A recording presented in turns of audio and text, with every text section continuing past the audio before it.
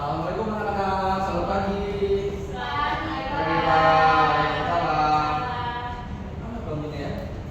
Gimana kabarnya anak-anak hari ini? Baik, Pak. Nah, mungkin sebelum kita mulai pembelajaran, maka baiknya kita berdoa terlebih dahulu pada Anggi 1 ke 12. Disilakan untuk memimpin doa. Baik teman-teman, sebelum kita mulai pelajaran pada hari ini, kita berdoa dimulai. Selesai. Baik, terima kasih Andi. Sebelumnya Bapak buka terlebih dahulu. Assalamualaikum warahmatullahi wabarakatuh. Waalaikumsalam warahmatullahi wabarakatuh. Sebelumnya gimana nih kabarnya anak-anak hari ini? Alhamdulillah baik. Atau gimana? Baik. Mungkin Bapak presentasi terlebih dahulu ya. Siapa yang kita masuk hari ini? Ada? Hadir semua, Bapak. Hadir Pak. Hadir semua ya. Doni nih Pak. Doni kenapa? Adrian. Doni sama Adrian kenapa? Lagi nggak tahu Pak, nggak ada kabarnya, mereka lagi cari ini lagi apa namanya, cari duit Cari duit. biasa. Sambil bekerja ya? Ya. Ya, kita. Izin pakai jaket, Pak. Ya boleh kita. Berarti Doni sama Adrian ya? Ya. Oke.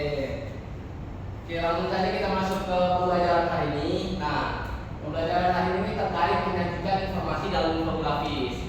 Anak-anak udah tahu belum apa itu infografis? Ya, nih gimana nih? Infografis. Itu gimana? Kalau dari infonya tuh berarti informasi kan, Bapak? Betul. Grafisnya tuh Betul. Kayak media kreatif gitu, kayak monster gitu Pak ya. Ya, minmap bisa. Intan? infografis. Iya, infografis itu apa Intan? Infografis itu kayak seperti media yang menyampaikan sebuah informasi tapi dalam bentuk kayak poster atau Jadi lebih singkat gitu ya, dalam bentuk poster ataupun desain. Ya betul ya anak-anak, infografis itu bagaimana menyampaikan informasi secara singkat dan juga dalam bentuk yang bermacam-macam. Nah sebelum kita masuk ke infografisnya, kita masuk ke materinya terlebih dahulu. Nah infografis itu adalah gabungan antara informasi dan juga grafis, yaitu cara menyajikan data atau pesan secara visual, ringkas dan juga menarik. Apa tujuannya? Memudahkan pembaca memahami informasi yang kompleks dengan cepat. Betul yang dibilang anak-anak tadi ya, terkait apa itu infografis.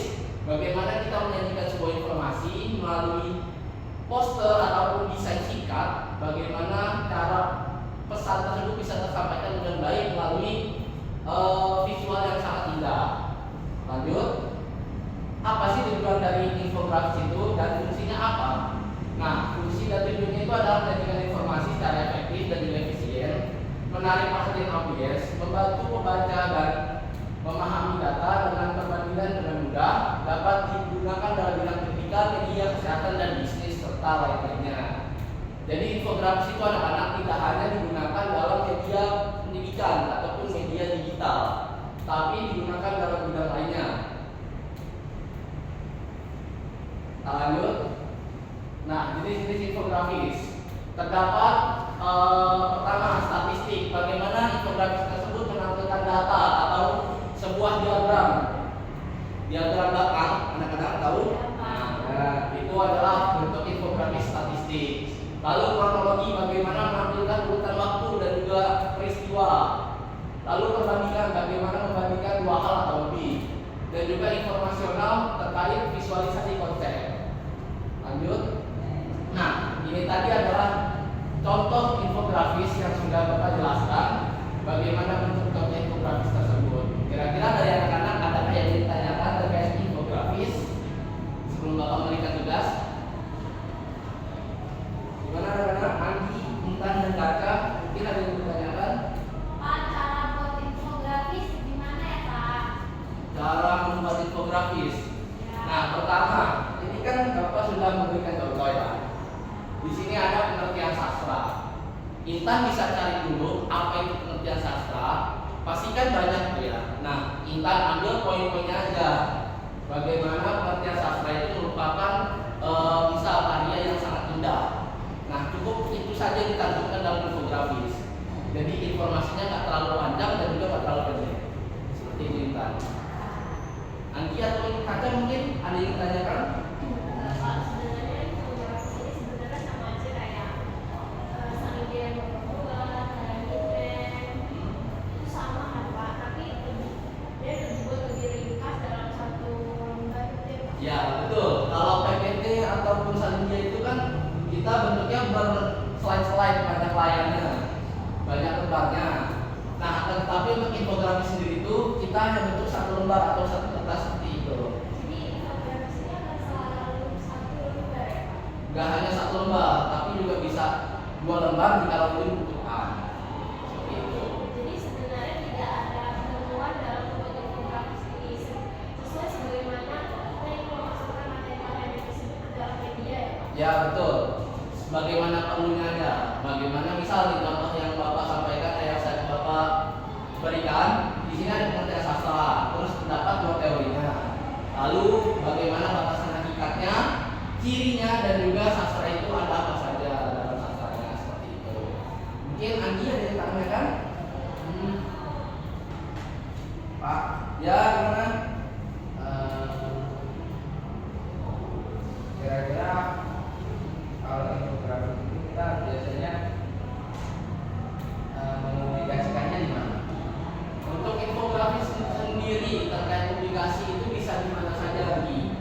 Entah kamu bisa bikin dari kamu cetak atau bisa kamu upload di jejaring media sosial, mulai dari Instagram, Twitter, YouTube mungkin atau WhatsApp.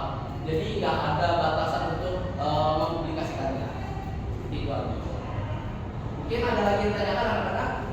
Bapak, Ya gimana, Caca? jadi untuk infografis ini medianya itu akan selalu media digital atau bisa dalam media yang lain Pak? Seperti karton. Bisa media digital dan juga media langsung cetak. Nah, media digital ini kan membantu kita dalam desain terlebih dahulu. Kalau kita ingin membuat media cetaknya, kita bisa menirukan apa yang sudah kita buat desainnya di media digital sebelumnya. Nah, baik Bapak seperti yang baru dijelaskan tadi bahwa Tapi sabar ya. Ya gimana Caca, lanjut?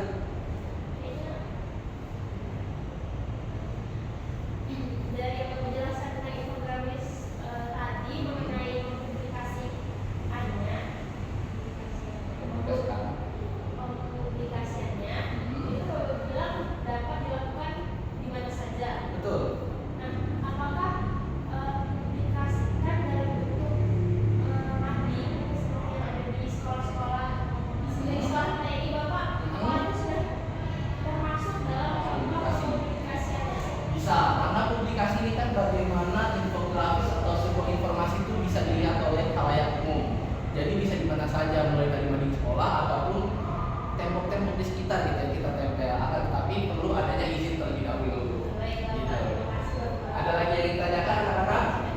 Bapak. Mungkin Bapak mau berikan tugas. Tugasnya mau langsung dikerjakan sini atau mau buat PR saja anak-anak? Tugas saja bisa Bapak. Karena untuk medianya kita di bawah. Gitu. Baik, Bapak berikan tugas saja untuk dikerjakan di rumah sebagai bahan pembelajaran juga.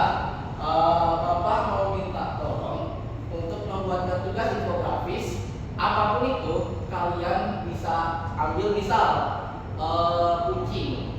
Kucing itu hewan yang berkaki 4, warnanya ada warna apa aja, itu termasuk dalam infografis. Bagaimana kalian menyampaikan informasi terkait kucing tersebut? Dapat dipahami anak-anak? Dapat Bapak. Baik, jika Bapak terpahami, mungkin Bapak tutup pembelajaran hari ini. Mungkin Andi sebagai ketua kelas. Oh ya, sebelumnya pada anak-anak coba untuk simpulkan terkait pembelajaran hari ini. Ya, Caca disilakan. Jadi infografis ini ditujukan untuk infografis ini mempermudahkan